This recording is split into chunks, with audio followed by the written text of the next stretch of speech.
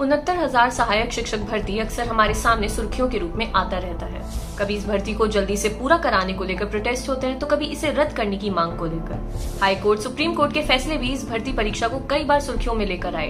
बीते 6 मई को भी हाई कोर्ट का एक फैसला आया, जिसमें 3 महीने के भीतर इस भर्ती को पूरा करने का आदेश दिया गया।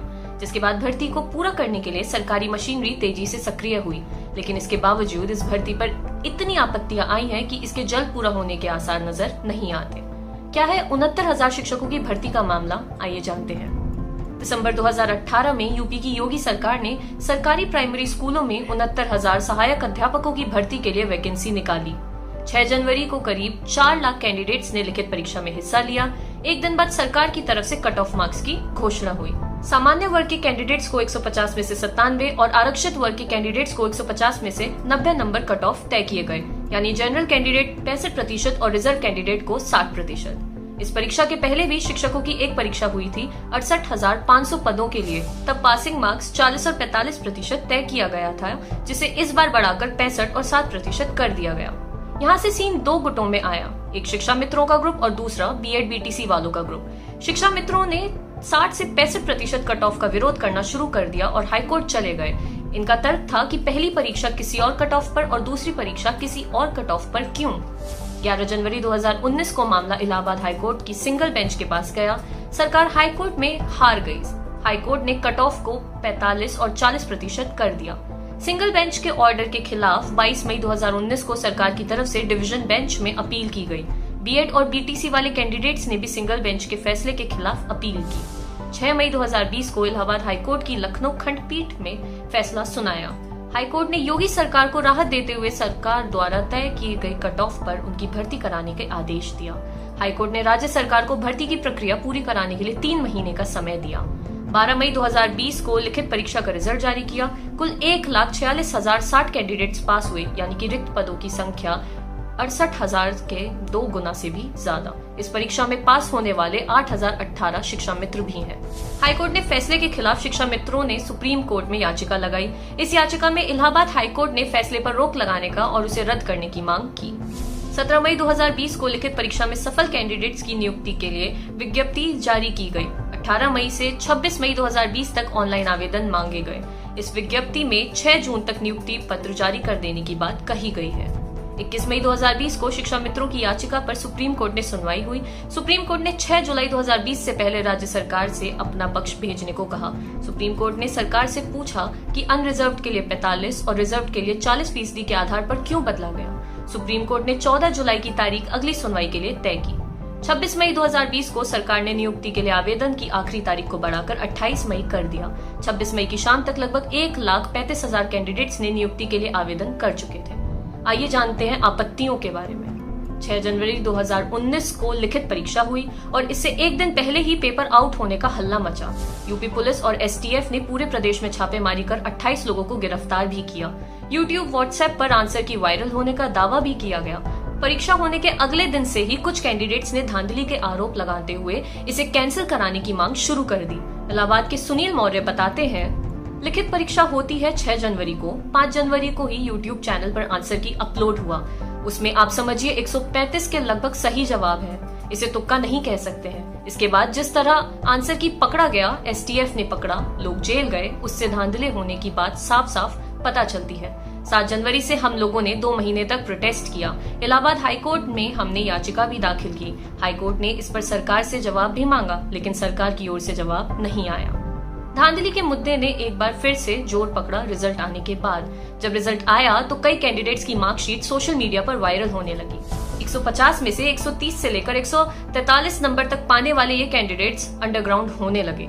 मीडिया या अन्य कैंडिडेट से बात करने से बचने लगे। इन कैंडिडेट्स का एकेडमिक बैकग्राउंड भी सोशल मीडिया पर वायरल होने लगा, जिसे देखने पर पता चला कि किसी को हाई स्कूल पास करने में 4 साल लग गए तो किसी ने ग्रेजुएशन पूरा करने में 7 साल लगा दिए।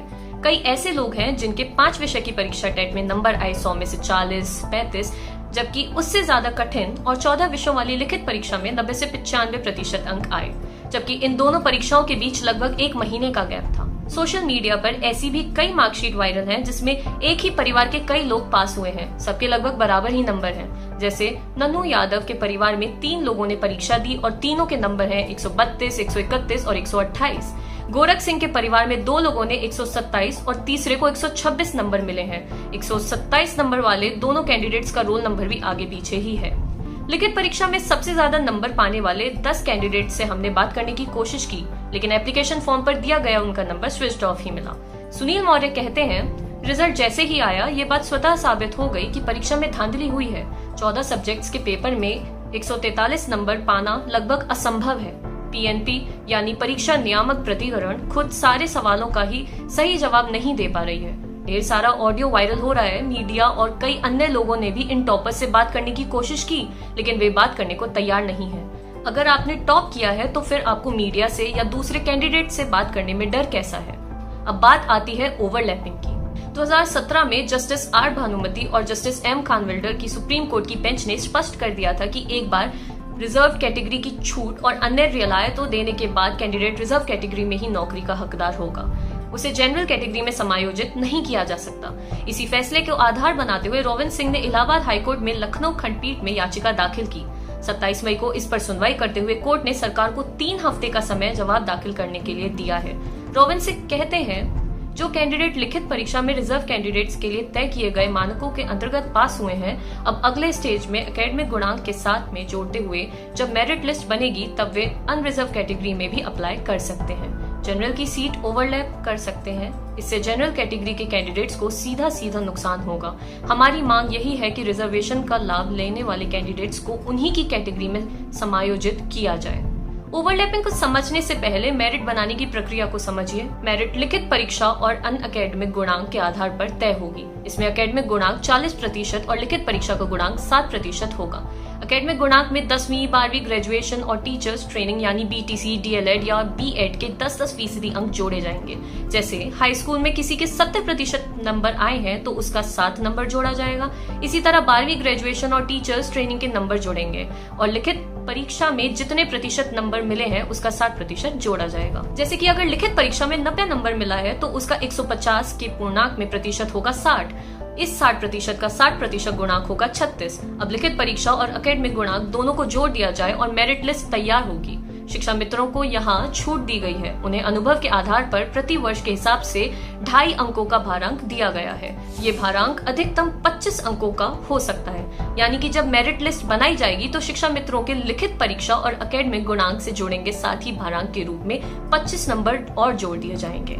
इन कुल अंकों के आधार पर ही उम्मीदवारों का चयन होगा। इसी के आधार पर उन्हें सीट अलॉट की जाएगी। इसके अलावा 68,500 वाली भर्ती में सेलेक्ट हो चुके लोग जो अभी नौकरी कर रहे हैं वो भी इस भर्ती में अप्लाई कर रहे हैं ताकि उन्हें अपने गृह जनपद में तैनाती मिल सके। एक वर्ग इनका विरोध कर रहा है और मांग कर रहा है कि एक बार सेलेक्ट हो चुके अभ्यर्थियों को दोबारा भर्ती में शामिल होने से रोका जाए। मुद्दा सिर्फ यही नहीं है। लिखित परीक्षा में पूछे गए सवालों के जवाब ही सवालों के घेरे में है। इन सवालों पर आपत्तियों की भरमार है। 6 जनवरी 2019 को एग्जाम होने के बाद 8 जनवरी को जब इनकी आंसर की जारी की गई तो पता चला कि 150 में से 142 सवालों पर आपत्ति आ गई। बाद में 3 सवालों को परीक्षा नियामक प्राधिकरण ने आउट ऑफ कोर्स माना और उनके मार्क्स सभी को बांट दिए, लेकिन कैंडिडेट्स को इनके अलावा भी कई सवालों पर आपत्ति थी जिसे पीएनपी तो नहीं माना तो वे कोर्ट गए।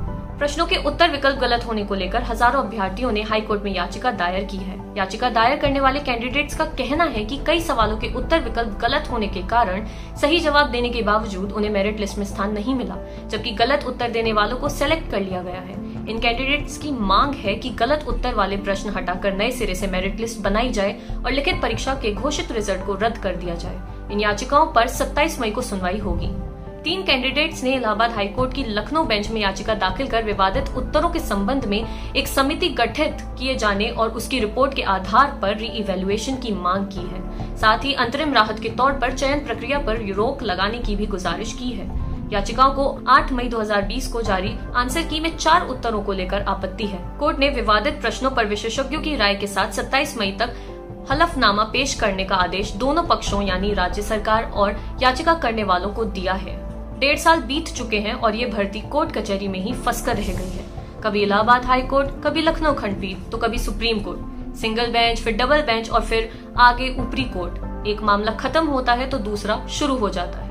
इसी भर्ती को लेकर इलाहाबाद हाई कोर्ट और इसी की लखनऊ खंडपीठ में सैकड़ों याचिकाएं दायर की गई हैं। 6 मई को जब इलाहाबाद हाईकोर्ट की लखनऊ खंडपीठ ने कट ऑफ के मसले पर अपना फैसला सुनाया तो सबको लगा था कि ये मामला अब सुलझने वाला है। सरकार की ओर से यह भी कहा गया कि 6 जून तक सारी प्रक्रिया पूरी कर नियुक्ति पत्र भेज दिया जाएगा।